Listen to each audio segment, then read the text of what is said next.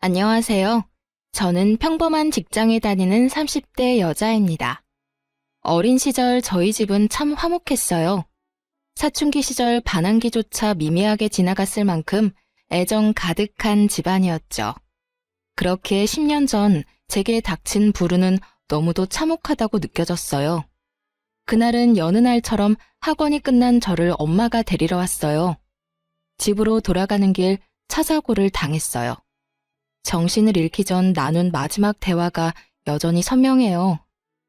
엄마, 나 너무 아파. 너무 무서워. 지희야, 괜찮아. 괜찮을 거야. 나중에 알고 보니 이웃분께서 사고를 목격해 빠르게 조치를 취해준 덕에 저는 늦지 않게 치료를 받을 수 있었어요. 회복을 위해 한동안 병원에서 지내야 했지만 그건 괜찮았어요. 그러나 저는 정신을 차린 뒤 마냥 안도할 수 없었어요. 왜냐하면 엄마는 이미 세상을 떠난 뒤였으니까요. 그 충격이 너무 커 저는 몸이 회복된 후에도 완만한 생활은 할 수 없었어요. 외상 후 스트레스 장애가 생겨 사고가 나기 전처럼 지낼 수 없었거든요. 저는 차에 올라타기만 해도 온몸에 땀이 송글송글 맺힐 정도로 극도의 긴장감을 느꼈기에 장거리를 차로 이동한다는 건 꿈도 못 꾼 채 지냈어요. 그래도 남은 가족들 덕에 저는 서서히 일상을 찾아갈 수 있었어요. 그리고 엄마를 사고로 떠나보낸 지 7년쯤 되었을 때 예비신랑을 처음 만났답니다. 예비신랑이 이직을 해 제가 다니던 회사에 저의 상사로 입사하게 되었죠. 안녕하세요. 김성훈입니다. 앞으로 잘해봅시다. 네, 최지희입니다. 잘 부탁드려요. 지희 씨는 좋겠네. 이렇게 잘생기고 능력 있는 상사도 만나고. 이렇게 멋지고 아름다우신 분들과 함께 근무하게 되어 제가 영광입니다. 팀장님은 평소 남직원의 칭찬을 자주 하던 분인지라 한 귀로 듣고 한 귀로 흘리는 편이었지만 이번만큼은 공감이 가더라고요. 뿐만 아니라 저를 콕 집어 말한 것도 아닌데 예비신랑의 말에 괜히 얼굴이 붉어지기까지 했죠. 아마도 저는 예비신랑을 보고는 첫눈에 반했던 것 같아요. 예비신랑은 당시 제 시선에선 완벽에 가까운 사람이라 생각했어요. 회사에서 스카우트 제안을 했을 정도이니 인정받은 것은 물론 훤칠한 외모에 활기찬 성격까지 돋보이던 사람이거든요. 그렇기에 예비신랑은 사내에서 인기가 꽤 있었어요. 지희 씨는 일할 맛 나겠네. 그러게, 자기는 무슨 복이 있길래 굴러들어온 상사가 성우님이니? 배울 점이 참 많은 분이죠. 덕분에 전보다 업무 효율이 많이 올랐어요. 하지만 본의 아니게 저는 여직원들의 질투 대상이 되기도 했어요. 제가 눈에 띄는 편은 아니라 근무하면서 단 한 번도 구설에 올라본 적 없는데 예비신랑의 입사 이후 많은 여직원의 입방아에 올랐거든요. 요즘 이 팀 최주임 얼굴에 웃음꽃이 다 폈더라. 난 그런 모습 처음 봐. 패션은 또 어떻고요? 당장이라도 꼬리칠 기세던데요? 성우님이랑 거의 붙어있다시피 하던데 부러워 죽겠어요. 나중에는 그런 구설수가 예비신랑 귀에까지 들어갔어요. 그때부터였던 것 같아요. 유독 적극적인 태도로 저를 대했던 것 말이에요. 자기로 인해 제가 꽃뱀 불려우 같은 꼬리표까지 달게 되었을 때 예비신랑이 저를 대하는 모습이 눈에 띄게 바뀌었거든요. 그런데 그 추문이 계기가 되어 저와 예비신랑은 눈이 맞았고 그렇게 사내 커플로 발전하게 되었어요. 예비신랑과의 인연은 제게 너무도 특별했고 또 소중했어요. 제게 생긴 스트레스 장애가 예비신랑의 노력 덕에 정말 많이 좋아졌거든요. 물론 차를 탈 때 여전히 긴장은 됐지만 한두 시간 정도의 거리는 자동차로 이동이 가능할 정도로요. 거기다 예비신랑은 우리 가족에게도 각별했어요. 엄마를 잃은 후 오랜 세월이 흘렀음에도 우리 집은 종종 가라앉은 분위기가 맴돌곤 했어요. 하지만 예비신랑이 왕래하면서부터 훨씬 사람 사는 분위기로 바뀌었죠. 아이고, 우리 성훈이 왔네. 내가 예비사위 오는 날을 손꼽아 기다렸어. 아빠도 참, 그렇게 부담 주지 마. 자꾸 그러면 우리 집에 놀러 오고 싶겠어? 저도 아버님 뵙는 날만 손꼽아 기다렸는데 통했네요. 자기야, 부담이라니. 난 너무 감사하고 좋아. 친정아빠는 언제나 예비 신랑과 함께 보내는 시간엔 들떠 있었어요. 딸들만 있어서 아들이 있다고 느껴지는 순간이 기쁘다고 했죠. 제 예비 시부모님도 참 따뜻한 분이었어요. 저를 처음 봤을 때부터 상냥히 대해주셨고 엄마를 잃은 제가 안타깝다며 잘 살펴주었답니다. 특히 예비 시모가 제게 신경을 많이 써주었어요. 어딜 가든 뭘 하든 저를 챙겨 함께하곤 했어요. 저는 그런 예비 시모에게 깊은 감사를 느꼈죠. 결혼만 안 했다 뿐이지 양가 부모님 모두 우리를 이미 가족과 다름없이 대했어요.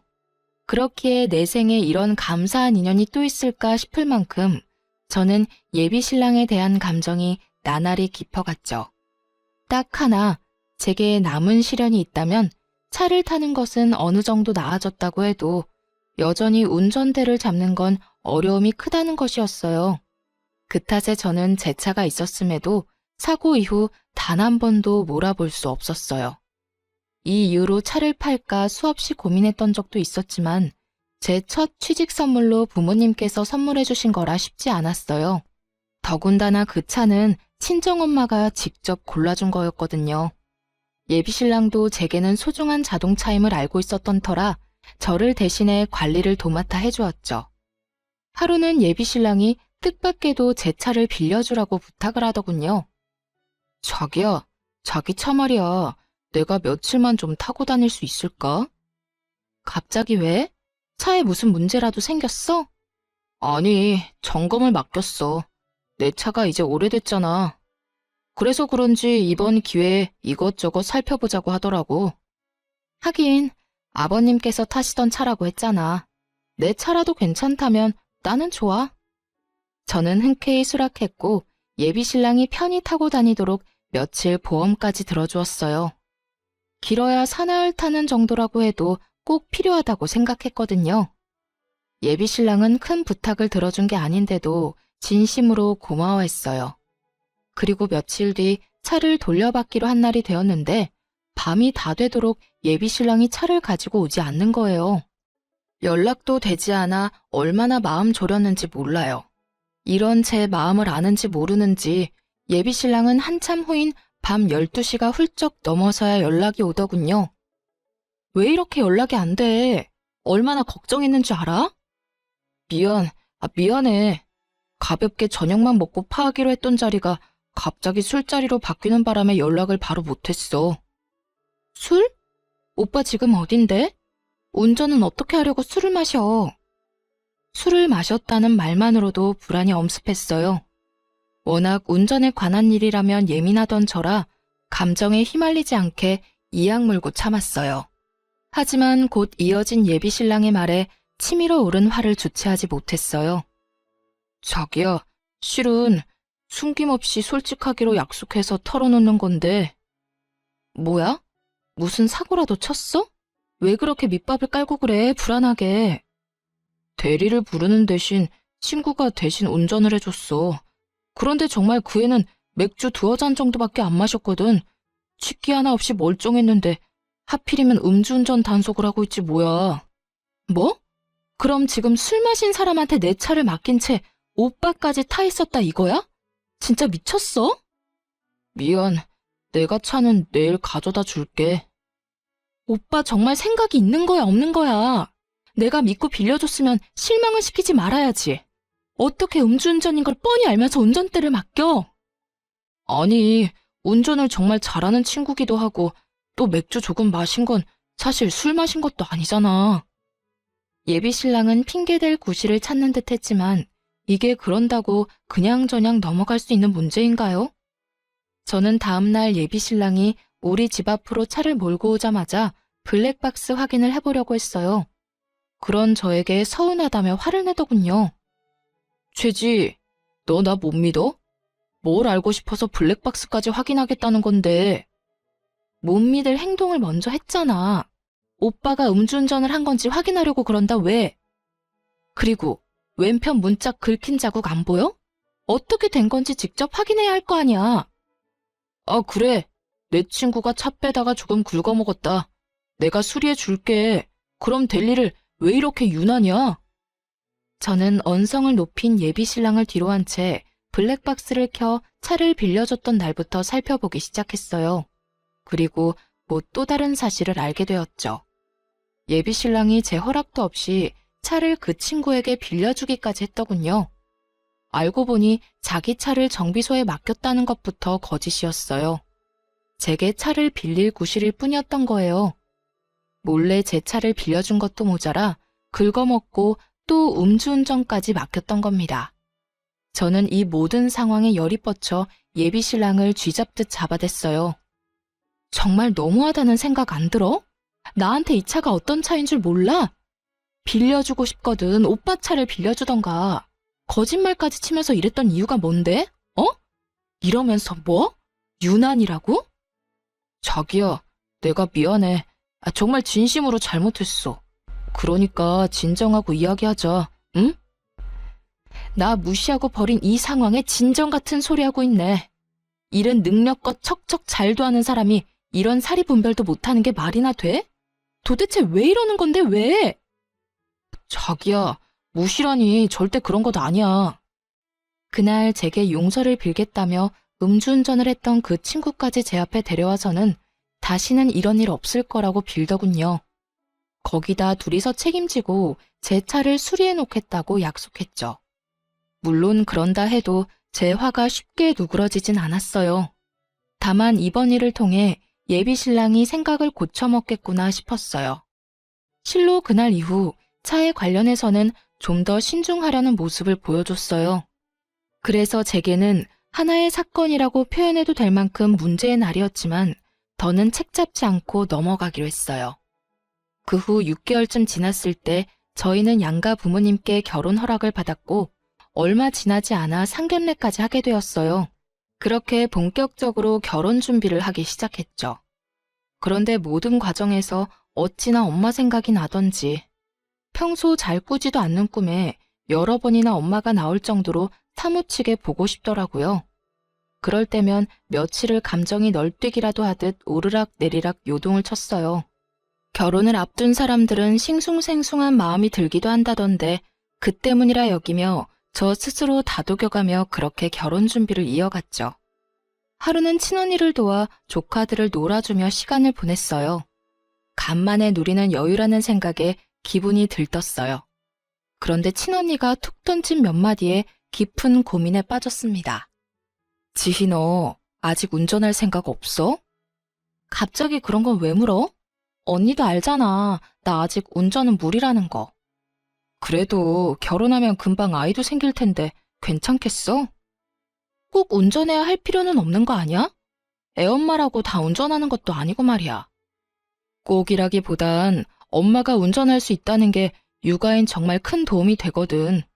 언제가 됐든 운전할 마음이 조금이라도 있는 거면 지금부터 연습해보는 건 어떨까 싶어. 친언니의 말을 부정할 수는 없더라고요.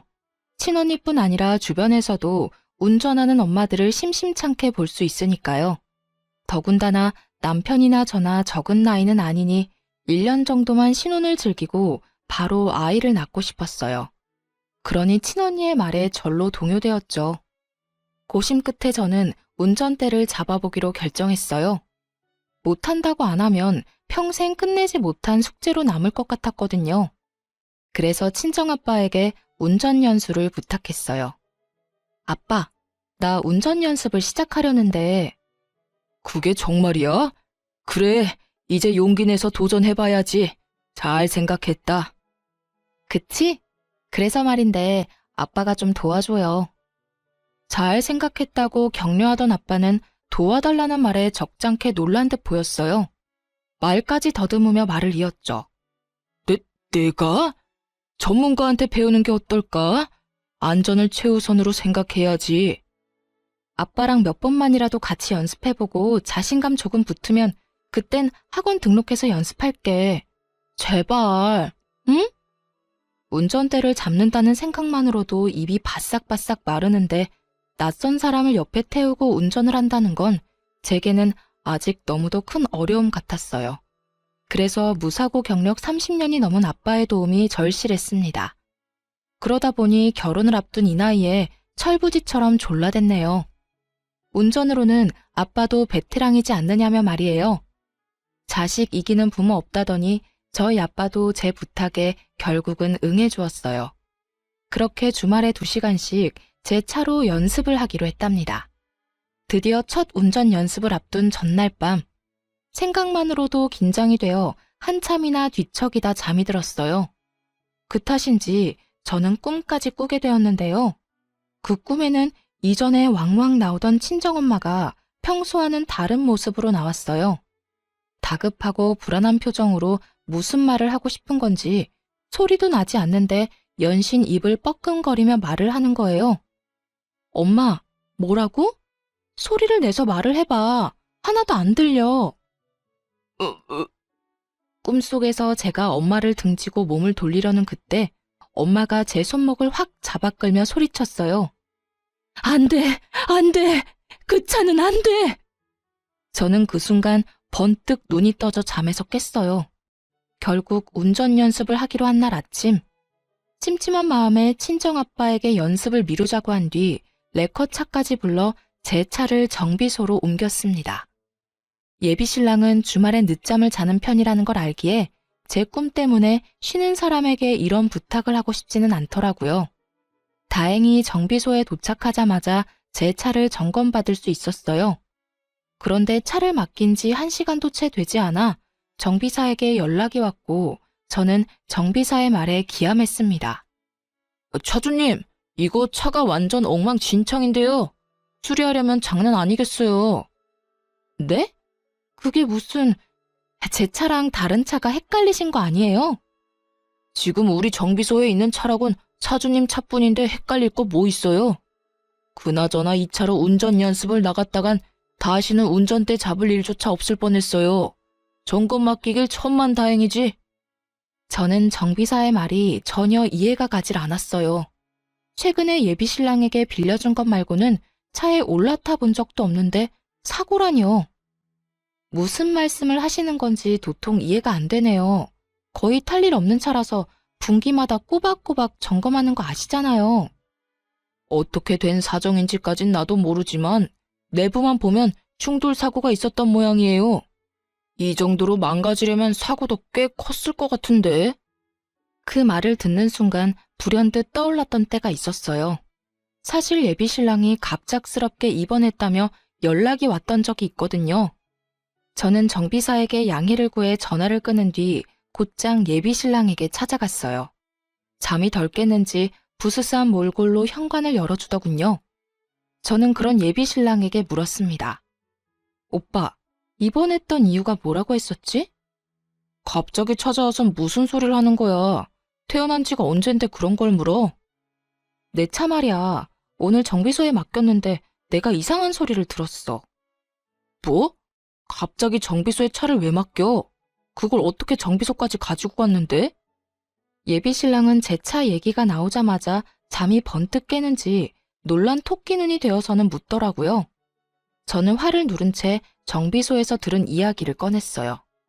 하지만 예비신랑은 자신이 아니라며 어찌나 잡아떼던지 입원했던 걸 몰랐다면 깜빡 속을 정도였다니까요. 왜 맡겼는지는 중요한 게 아니야. 내가 사장님한테 이상한 소리를 들었어. 차 상태가 안 좋다는데 오빠 뭐 아는 거 없어? 차가 어디가 어떻게 이상하다는데? 설마 너 날 의심하는 거야? 응. 오빠 말곤 내 차를 타는 사람도 없고 오빠만큼 내 차를 잘 아는 사람도 없으니까. 내 차가 사고 차량 같다는데 어떻게 된 거야? 내가 그걸 어떻게 알아? 사고 차량이라니 말도 안 되잖아. 그리고 내가 이런 의심이나 받자고 그동안 널 대신해서 관리해준 줄 알아? 이런 대우나 받자고 내가 신경 써준 줄 아냐고. 솔직하게 먼저 털어놓았다면 좋았을걸. 끝까지 잡아떼고 억울하다는 듯 말하는 예비신랑의 태도에 저는 참을 수 없었어요. 혹시나 하는 마음에 정비사와 나눈 통화 내용을 녹음해뒀는데 그걸 이렇게 쓰게 될 줄은 정말 몰랐네요. 저는 예비신랑을 한참 노려보다가 말없이 녹음해뒀던 파일을 재생시켜 들려주었어요. 이래도 억울한 척, 모른 척 할 거야? 운전대도 못 잡는 내가 사고를 냈을까? 빨리 바른 대로 말해. 지희야, 미안해. 정말 계속 숨기려던 건 아니었어. 수리비가 너무 많이 든다고 해서. 그런데 전체 수리할 돈은 없어서 어쩔 수 없었어. 오빠의 안일함으로 인해 오늘 어떤 일이 생길 뻔했는지 알아? 예비 신랑은 그제야 모든 걸 인정한 듯 털어놓기 시작했어요. 저 모르게 차를 몰고 나간 적이 있는데 그때 사고를 당했다고요. 입원했던 것도 전부 그 사고 때문이었다면서요. 당시 제 차가 없어졌다는 사실을 뒤늦게 알게 되어 예비 신랑에게 물어봤었는데 그때는 점검일이 다가와 미리 제 차를 가져가 자신이 아파트 단지에 세워뒀다고 했어요. 급작스럽게 입원하게 되어 말을 못했다고요. 저는 바보처럼 그 말을 그대로 믿었네요. 이런 비밀이 숨겨져 있던 건 줄도 모른 채 말이에요. 하지만 여전히 풀리지 않은 의문이 하나 있었어요. 바로 자동차의 외관은 너무도 멀쩡했다는 거죠. 저는 혹시나 하는 마음으로 예비 신랑에게 물었어요. 외관은 평소랑 다를 게 없었어. 그래서 사고가 났을 거란 생각도 못했고. 어떻게 된 거야? 외관만 먼저 수리했어. 다음 달에 보너스 나오면 그때 내부 수리도 할 예정이었고. 너는 운전을 못하니까 그 사이에 무슨 일이 생길 거라는 생각은 못했어. 그러니까 지금 오빠 말은 나를 속이기 위해서 외관 수리만 먼저 했단 거야? 내가 정말 이 일을 끝까지 모를 거라고 생각하고? 진짜 오빠가 나한테 어떻게 이래?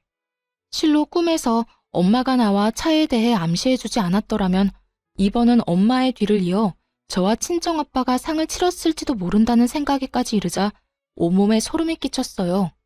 그렇기에 저는 더욱 분노를 참을 수 없었어요. 제가 차를 몰고 나갈 일이 없다고 이런 일을 비밀로 한다는 게 맞는 건가요? 어떤 일이 생겼을 땐 자신이 저지른 일에 대해 솔직히 털어놓고 용서를 구하는 게 먼저 아닌가요? 저는 예비 신랑을 향한 실망감에 언성까지 높이며 화를 냈어요. 그런데 제게 미안함을 내비치던 예비 신랑은 제가 쏟아내는 분노에 얼굴이 점점 굳어갔어요. 그러더니 결국 제게 상처까지 안겨주었습니다. 그러니까 네가 얼마나 놀랐을 줄 아니까 내가 계속 미안하다고 했잖아. 무릎이라도 꿇고 싹싹 빌어야 해? 아니면 계속 내가 네 눈치라도 보고 있어야 해? 그래야 기분이 좀 풀리겠어? 뭐? 오빠는 내가 화내는 게 거슬려? 그럼 내가 화낼 일을 애초에 만들지 말던가. 아무것도 모르고 내가 원래 계획대로 아빠와 운전 연습이라도 했어봐. 그래, 그건 계획이었던 거고. 어머님께서 꿈에서 알려줘서 사고 없이 잘 넘어갔잖아. 그럼 다행인 거지. 이렇게 전후 사정 다 털어놓은 나한테 화만 내고 있을 필요가 있어? 내가 이 사실을 미리 알게 돼서 망정이지. 몰랐으면 나나 아빠나 이미 이 세상 사람이 아니었을지도 모르는데 그런 말이 나와? 내가 화내는 것만 기분 나쁘냐고. 아니, 그래서 누가 사고 났어? 그런 것도 아닌데 왜 오버야? 미안한 마음 싹 사라지게 왜 이렇게 성질나게 하냐 넌? 점점 뻔뻔하다 못해 못나게 구는 예비 신랑의 언행에 정이 다 뚝뚝 떨어졌어요. 말로는 안 되는 사람이란 걸 온몸으로 느꼈기에 지금의 제 감정을 딱 10분의 1만큼이라도 느끼게 해주고 싶어졌어요. 그래서 예비 신랑의 삐까뻔쩍한 차로 다가가 사이드미러를 아작냈어요. 예비 신랑은 외제차를 몰았는데 워낙 차를 좋아해 공들여 관리했죠. 적잖게 놀랐는지 급히 뛰어와 저를 뜯어말리며 노발대발했어요. 너 진짜 미쳤어? 지금 내 차에 뭐 하는 짓이야? 너 이거 수리비가 얼만 줄은 알고 이러는 거야? 내가 알게 뭐야? 너도 한번 당해봐. 이거 놔. 이거 안 놔? 이 정신 나간 게 너 같으면 놓겠냐? 이런 식으로 복수하는 거야 뭐야? 너 원래 이렇게 무식한 애였어? 질리게 왜 이래? 무식? 나도 일자 무식한 너랑은 미래를 약속할 가치도 없어. 당장 파혼해. 당장! 저의 파혼 선언에 예비 신랑이 벙찐 틈을 타 그의 손을 뿌리치고는 그 길로 택시까지 잡아타고 예비 시댁으로 향했습니다. 갑작스러운 제 방문에 예비 시댁 식구들은 꽤 놀란 듯 보였어요. 네가 연락도 없이 무슨 일이니? 급한 일이라도 있는 거야? 어머님, 아버님, 저 오빠와 파혼하겠습니다. 이 말 하러 왔어요. 이게 다 무슨 소리야? 너희 싸웠냐? 지희야, 파혼이라니? 결혼 앞두고 왜 이러니? 저는 더 할 말 없어요. 정 궁금하시면 오빠한테 직접 물어보세요. 제 의사를 표명한 뒤 예비 시댁을 나서기 위해 현관을 향해 걸어가는데 예비 시부모님께서 다급히 일어나서는 저를 붙잡았어요. 그 이유는 예비 신랑에게 전해 들은 바도 없고 또 이리도 무례한 태도로 파혼까지 운운했다는 거였어요. 그런 말을 쏟아내는데 어찌나 밉던지 저는 욱하는 마음에 소리치고 말았습니다. 지희 너 우리 무시하니? 파혼이 애들 장난이야? 이유를 말해야 우리도 생각이란 걸 해볼 것 아니야? 애들 장난이 아니니까 하겠다는 거예요. 당신의 아들 때문에 오늘 나와 내 아버지가 하마터면 이승과 작별할 뻔했다고. 그래서 끝이에요. 알겠어요? 제 말에 무슨 뜻이냐며 묻는 예비 시부모님을 뒤로한 채 저는 그곳을 나와 집으로 돌아갔어요. 하지만 파혼 선언을 했다고 모든 게 끝난 건 아니었어요. 예비 신랑이 수차례나 찾아와서 파혼할 수 없다며 반대했거든요. 자기야, 내가 그때는 경황이 없어서 그랬어. 도둑이 제발 저린다고 나도 딱 그랬던 거지. 그러니까 넓은 마음으로 한 번만 용서해줘, 응? 용서? 오빠가 그랬잖아. 아무도 안 다쳤으니 된 것 아니냐고. 그런데 이제와 무슨 용서? 왜, 이런 일을 버리고도 결혼은 해야겠니? 그게 내 진심일 리 없잖아. 그냥 화나서 홧김에 나온 말일 뿐이야. 어쨌든 입 밖으로 뱉었잖아. 물과 말은 주워 담을 수 없단 거 몰라? 그만 찾아와. 나 오빠랑 더 할 말 없어. 예비 신랑에게 찾아오지 말라고 하자 나중에는 예비 시모까지 저를 찾아와 설득하려 했어요. 하지만 좋은 관계였을 때만큼 저를 위하진 않으시더군요. 지희야, 우리가 좀 돈독했니? 나도 다 이야기 들었어. 네가 얼마나 놀랐겠니? 어떤 마음이었을지 충분히 이해한다. 내가 그 사실 알고 아주 혼쭐을 냈어. 그러니 이만 노여움 풀어주렴. 이게 혼 좀 낸다고 나아지는 문제는 아니잖아요. 어머님, 오빠는 저를 기만했고 그로 인해 큰일을 치를 뻔했어요. 그런 오빠를 제가 뭘 어떻게 믿고 살라는 말씀이세요? 원래 남자들이 철이 좀 없잖니. 다른 남자들이라고 안 그러는 게 아니란 말이야. 그리고 청첩장까지 다 돌린 이 시점에서 돌연 파혼이라니. 그건 하객들에 대한 예의가 아니지. 또 네 사사로운 감정 하나 맞춰주겠다고 우리 집안이 개망신 당할 순 없잖니? 저는 망신을 운운하며 한 말에 열이 확 받았어요. 그런데 맞받아치려는 순간 이런 생각이 들더라고요. 진정한 망신이 뭔지 아직 모르는구나 하는 생각이요. 저는 진짜 망신이 어떤 건지 톡톡히 알려주고 싶어졌어요. 또 제가 원하는 대로 파혼해주지 않은 걸 후회하도록 만들고 싶었어요. 그래서 생각할 시간이 필요하다고 예비 시모를 돌려보냈고 며칠 뒤 예비 시댁을 찾아가 파혼을 무르겠다고 말했어요. 우스운 건 저를 설득하겠다며 찾아왔을 땐 할 말 안 할 말 가리지 않고 다 했으면서 막상 파혼하지 않겠다고 하니 그제야 제 눈치를 살살 보더군요. 그뿐일까요? 제 끼니까지 그렇게도 살뜰히 챙겨주더라니까요. 샐러드를 종류별로 대령하는데 그 꼴이 참 우스울 정도였어요. 덕분에 편하게 끼니를 챙기며 덤으로 다이어트까지 했네요. 그렇게 2주라는 시간이 더 흐르고 결혼식 당일, 저는 일찍이 예식 준비를 시작했어요. 예비 신랑은 자기들 계획대로 흘러간다는 생각에 기분이 좋은지 준비하는 내내 싱글벙글이더군요. 자기야, 오늘 너무 예쁘다. 우리가 이제 부부라니 우리 정말 잘 살자. 내가 잘할게. 그래. 저와 예비 신랑의 준비가 얼추 끝나갈 즈음 양가 식구들도 식장에 도착했어요. 예비 시부모님은 파혼 이야기는 없었던 듯 조금의 어색함도 없이 친정아빠와 인사를 나누더군요. 그러고는 제게와 너무 예쁘다며 입 바른 소리를 하는데 어찌나 가증스럽게 느껴졌는지 몰라요. 하지만 애써 그런 생각을 지우며 웃음 띤 얼굴로 반겼어요. 제게 특별한 이날 미리 초칠 수 없으니까요. 드디어 하객들이 하나 둘 예식장에 오기 시작했어요. 예비 신랑과 시댁 식구는 정신없이 하객들을 맞이했죠. 시간이 꽤 흐르고 신랑 측 하객이 붐비기 시작하니 수군대는 소리가 점점 커졌어요. 신부 측 하객은 저게 다야? 이렇게까지 없을 수 있나? 가족만 온다고 해도 이렇게 텅 비진 않을 텐데 말이야. 특이하네.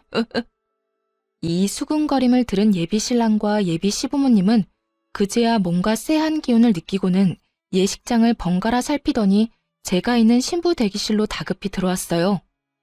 자기야, 자기 청첩장 다 돌렸지? 응, 다 돌렸지. 왜? 무슨 일 있어? 그게 신부 측 좌석이 텅텅 비었어. 이게 어떻게 된 거지? 예비 신랑이 이렇게까지 확인한 데에는 다 이유가 있었어요. 신랑 측 하객에 비하면 신부 측 하객 수가 직계 가족을 제외하면 10명도 채 되지 않았거든요. 저는 그저 웃음 띤 얼굴을 할 뿐 말을 보태지 않았어요. 그러자 예비 시모가 한쪽 무릎을 꿇고 엉거주춤 앉더니 제 손을 부여잡고는 울상인 표정을 하고 애원하기 시작하더군요. 예, 지희야, 설마 아닐 거라 생각하지만 이게 다 네가 의도한 건 아니지? 응, 이 경사스러운 날에 그럴 리가 없지. 그치? 그건 모를 일이죠. 어떤 의도를 말씀하시는지 모르겠지만 뭐든 장담할 수 있는 일은 없으니까요. 파혼한다고 했다가 물은 이유가 다 있는 거지. 너 정말, 지희야, 무슨 생각을 하던 그건 아니야. 제발 결혼식은 성황리에 잘 마치자꾸나, 응? 예식 끝나고 후에 상의를 해도 늦지 않잖니. 엄마, 뭔 소리야 그게. 좀 알아먹게 말을 해봐.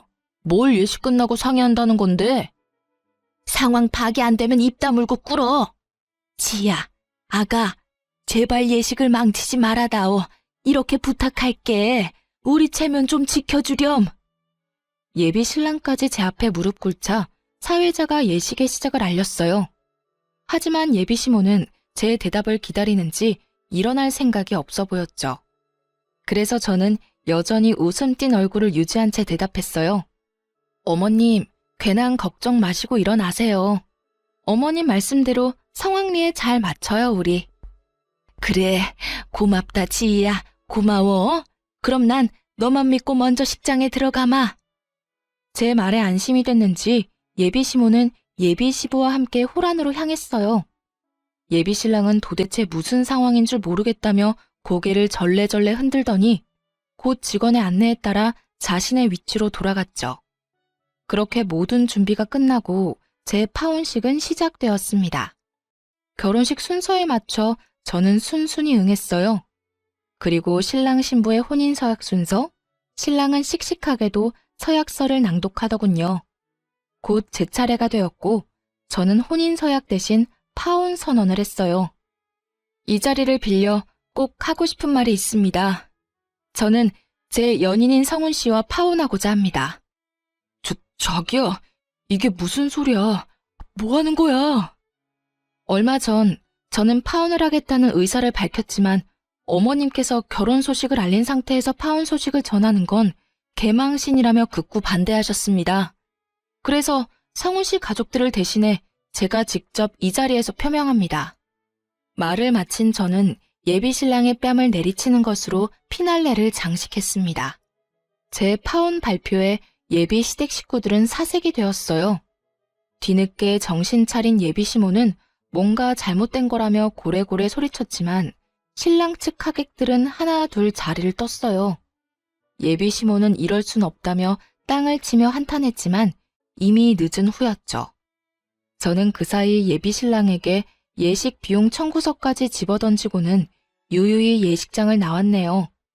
사실 예비 시부모에게 파혼하지 않겠다고 이야기한 날 오전, 저는 모든 하객에게 파혼하게 되어 결혼식이 무산되었음을 미리 알렸어요. 그 후 정말 친한 친구에게만 파혼식에 자리를 좀 채워달라고 부탁했던 거였어요. 그래야 모양새가 그럴싸할 테니까요. 홀가분한 마음으로 집에 돌아오니 그제야 전화가 불나게 왔어요. 하지만 저는 가족들에게 상황을 알리고 전원을 꺼버렸어요. 그러자 다음날 전 남친은 저의 집까지 찾아왔더군요.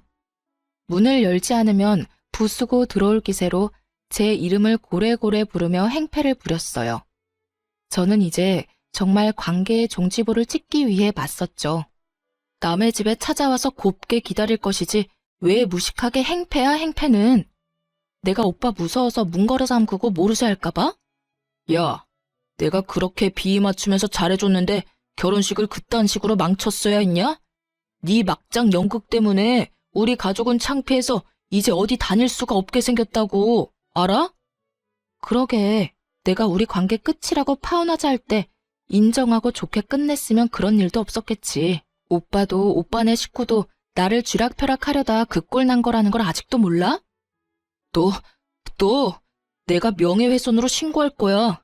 어디 언제까지 큰 소리 칠 수 있는지 한번 보자고. 어디 할 수 있으면 해봐.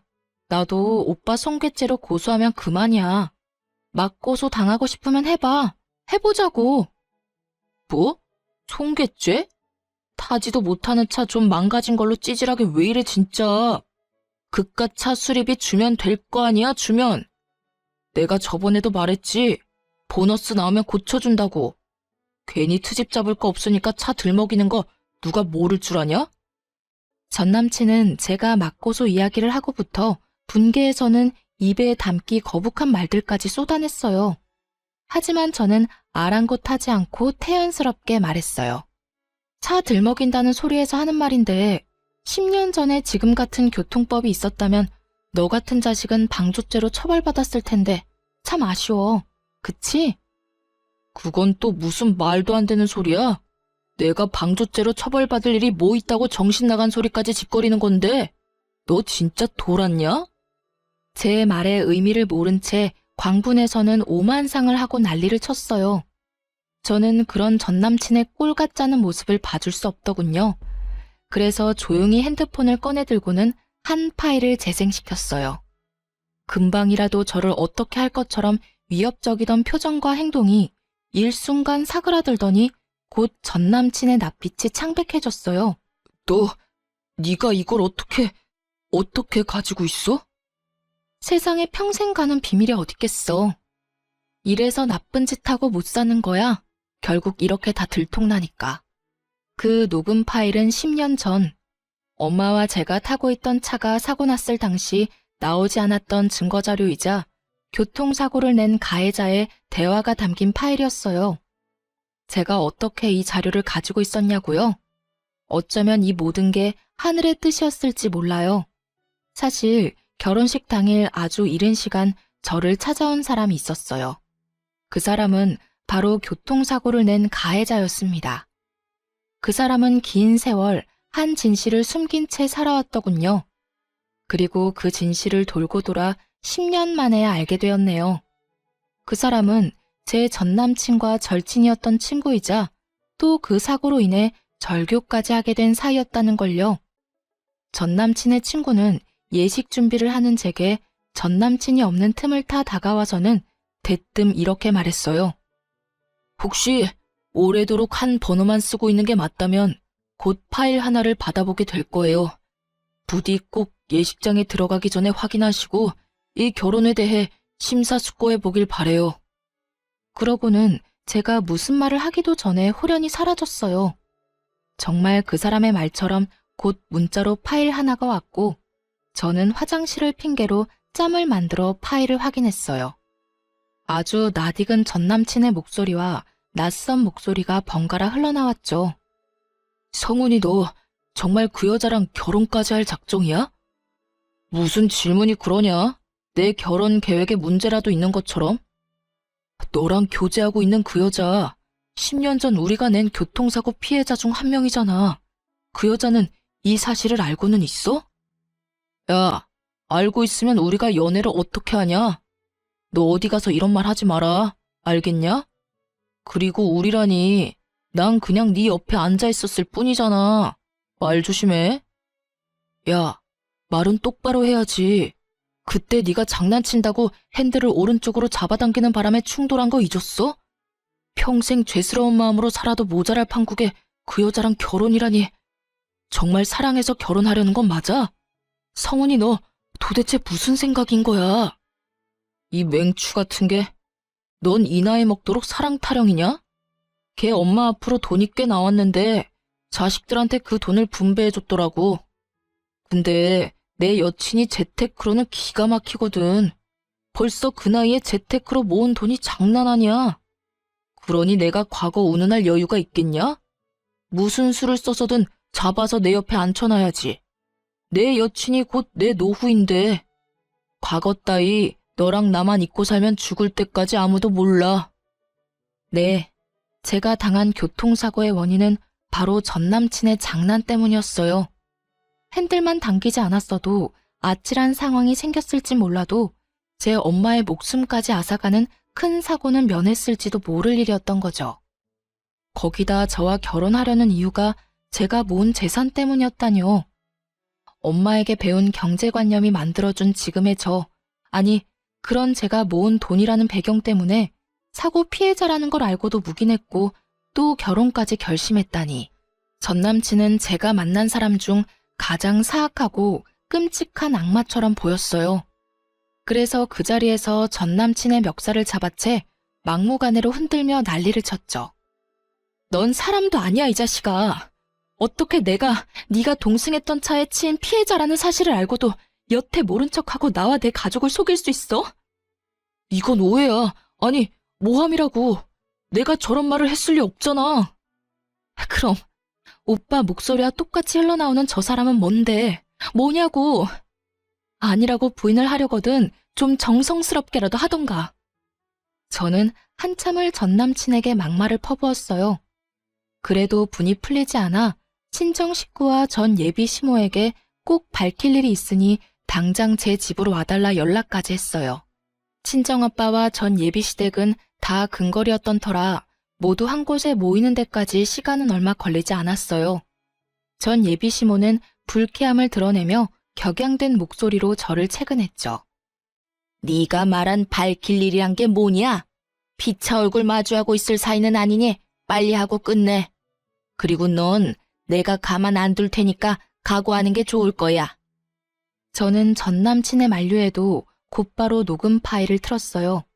10년 전 사고를 알고도 모른 척 저와 결혼하려던 사실이 모두에게 밝혀지자 친정아빠는 분노에 전 남친의 멱살을 잡고 얼굴을 수도 없이 내리쳤어요. 잔뜩 겁에 질린 전 남친은 그제야 제 앞에 무릎을 꿇었죠. 그리고 전 예비 시모도 더 설 자리가 없게 되자 그제서야 우리 가족에게 굴복해 그들은 하루 꼬박 손이 발이 되도록 싹싹 빌어댔어요. 하지만 개버릇 남 못 준다고 비는 그 순간에도 알량한 자존심은 챙기고 싶었는지 전 예비 시모가 이러더군요. 옛날 일이고 사고를 낸 사람이 제 아들이 아니란 건 변함없어요. 당시 제 아들에게 죄를 묻지 않은 건 다 그만한 이유가 있기 때문이겠죠. 돈 때문에 지희와 결혼까지 하려 했고 그 사실을 알고도 묵과한 것에 대한 사죄를 드리는 겁니다. 지금 시시비비를 가려보자 이거예요?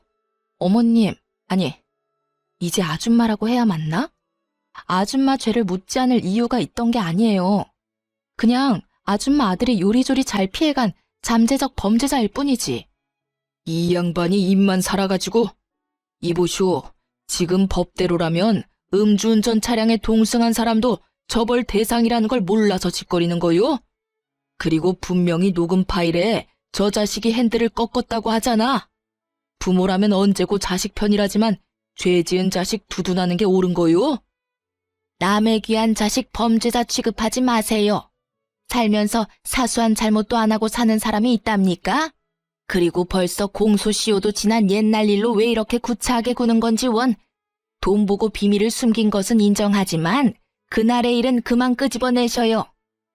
아, 그럼 아줌마, 이건 어때요? 당신 아들이 몰래 끌고 나가 아작낸 제 차, 사고 났던 거 숨기려고 겉만 번지르르하게 고쳐놨잖아요. 이건 어떻게 하실 건데요? 이 사람은 보너스 나오면 고쳐준다고는 했지만 파혼까지 한 마당에 제가 그 말을 어떻게 믿어요? 그냥 깔끔하게 법대로 해요. 이전에 처벌받지 못한 거 덮어두고 새로운 죄목으로 법의 심판을 받으면 되겠네요. 그건 그건 우리가 당장이라도 변상할게. 지희야, 법이라는 게 합의가 되지 않았을 때 필요한 거잖니? 너만 괜찮다면 우리가 주마. 새 차를 바꾼다면 그 값만큼 전부 줄게. 제발 다 끝난 마당에 지저분하게 헤어지진 말아주렴, 응? 제가 지금 수리비가 없어서 이래요? 그 차는 제게 정말 소중하다고요. 10년 전 떠나보낸 엄마와의 추억이 깃든 거라고요. 그런데 당신 아들이 다 엉망으로 만들었다고. 그걸 책임지란 말이야, 그걸. 미안하다. 그건 정말 미안해. 내가 어떻게 해주면 되겠니? 법적으로 하겠다고 무섭게 굴지만 말아주렴. 부탁이야. 내 아들 파혼까지 당한 마당에 더 꼬이게 할 순 없잖니? 그제야 전 예비시모는 파혼당한 것을 순순히 인정했어요. 더 문제 삼지 못한 것 뿐이겠지만요. 그리고 더 나아가 전 남친이 망가뜨린 제 차에 대해 기존 수리비의 5배의 비용을 물어줘야 했어요. 제가 법대로 하자고 할까봐 먼저 발벗고 나서기까지 하더라고요. 법적 다툼만은 봐달라며 애원하면서 각서까지 썼으니 말이에요. 겉모습만으로는 상대를 파악하기 어렵다는데 훤칠하고 능력 있는 전 남친의 모습에 빠져 이 사달이 날 때까지 콩깍지가 씌었었구나 하는 생각마저 드네요. 지금은 파혼한 지 1년 반이라는 시간이 훌쩍 지났어요. 1년 전만 해도 전 남친의 소식이 심심찮게 들렸답니다. 우리의 파혼을 계기로 동창들 사이에서 돈 보고 결혼하려다 덜미가 잡힌 파렴치한이 된 듯 하더라고요. 제게까지 그 소문이 전해진 걸 보면 아마 전 남친은 동창회에는 얼굴 들고 다니진 못하지 싶어요. 그 소식을 마지막으로 전 남친에 관한 소식은 끊겼어요. 다시는 마주칠 일이 없길 바랄 뿐이죠. 꽤 긴 시간이 흐른 지금 저는 운전을 꽤 잘하게 되었어요. 파혼 사건을 계기로 엄마가 늘 우리 가족을 곁에서 살펴주고 있다는 것을 실감하게 되어 용기가 많이 났거든요. 제 첫 차였던 사고 차량도 잘 처분했어요. 수리비로 받게 된 비용으로 더 좋고 안전한 차로 바꾸게 되었거든요.